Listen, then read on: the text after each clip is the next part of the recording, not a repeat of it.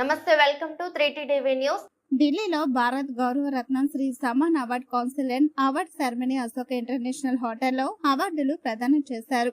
అప్పారెడ్డిపల్లి గ్రామం, మాడకల్ మండలం, రంగారెడ్డి జిల్లా, తెలంగాణ రాష్ట్రానికి చెందిన doctor Jagan Goud supreme court advocate and ప్రజా ఆరోగ్య బాధితుల సంఘం అధ్యక్షుడిని world human rights protection commission member గా ఎన్నుకున్నారు.